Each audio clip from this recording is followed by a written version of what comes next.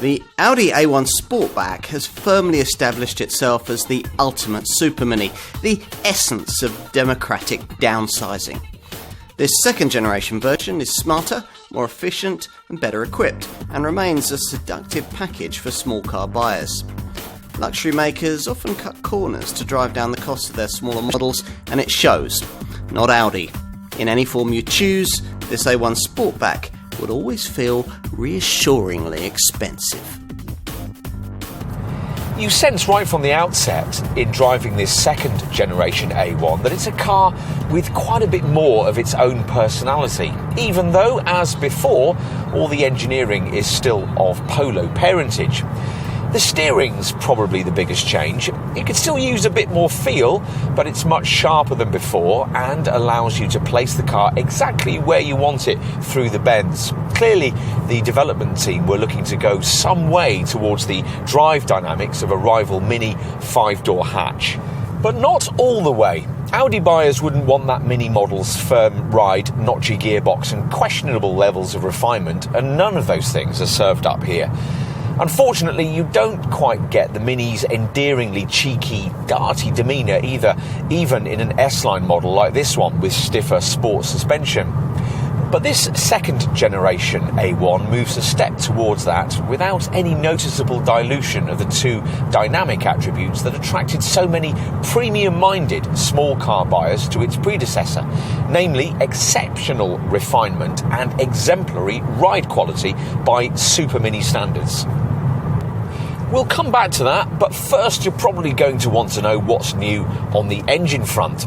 Not that much is the answer, though Audi's done its best to disguise the fact with a range of new model designations. Diesel power is notable by its absence, and instead there's a choice of efficient TFSI petrol units with outputs ranging from 95 to 200 PS, all enhanced by turbocharging and direct injection.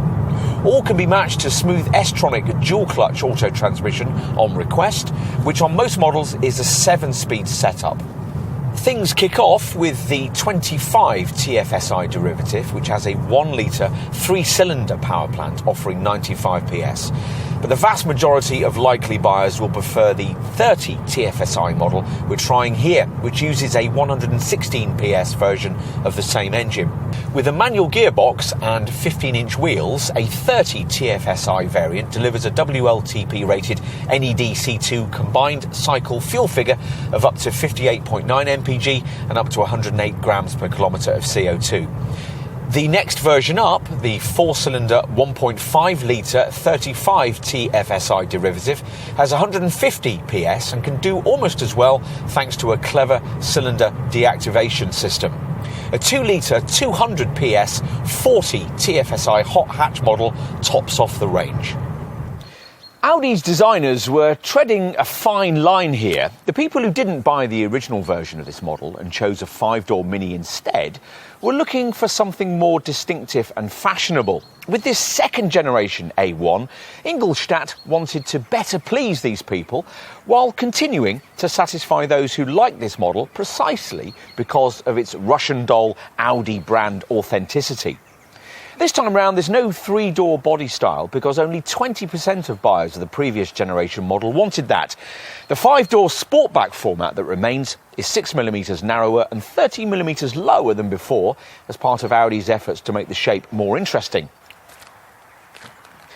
At the front, it's a lot more distinctive this time round. Twin creases on each side of the bonnet flowing down into this wide, low-placed single-frame grille, above which are 3 flat bonnet slits which pay homage to the Sport Quattro, the brand's rally icon from 1984. Now, flanking these are the full LED headlights that come fitted to every variant, their illuminated signature supposedly echoing dynamic hydroplane wing shapes from the world of sailing. Time to move inside. Enter through the long doors, which shut with a satisfying thunk, and you'll discover what you probably will have expected to find, the smartest cabin in the class. You don't, of course, get the double screens on the centre console that would feature in Audi's larger models, but the smart graphics from that swanky setup feature, and for the first time on any small car, there's a standard fitment of a digital instrument screen to replace conventional dials.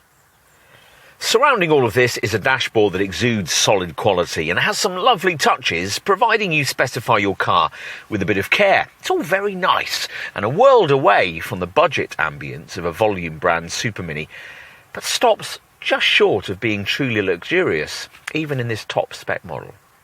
The second generation version of this Sportback model really does feel a size larger than before. Audi says it's 43mm more shoulder room, 28mm more elbow room and 5mm more headroom here in the front than there was in the previous design. Time to take a look in the back. Now, there ought to be big improvements here too, given that this second generation Sportback model's extra 43mm of interior length and 94mm increase in wheelbase.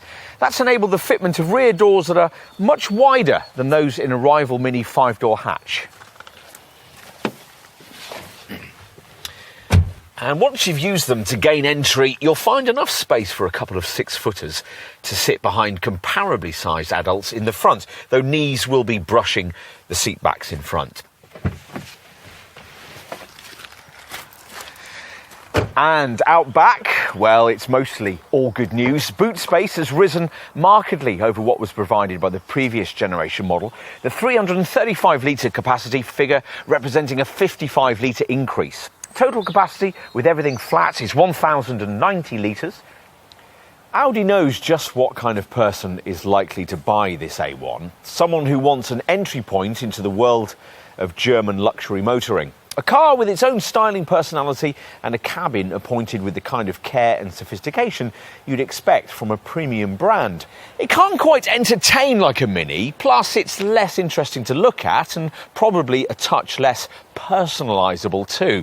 But on the other hand, the A1 is more refined, has a much better quality of ride and is usefully larger inside, all of which will matter to likely buyers. But not quite as much as the fact that if you climb out of an A4 or an A6 into one of these, the feeling will be much the same. The essence of a large luxury car really has been distilled into a smaller, more accessible one, just as Audi promised.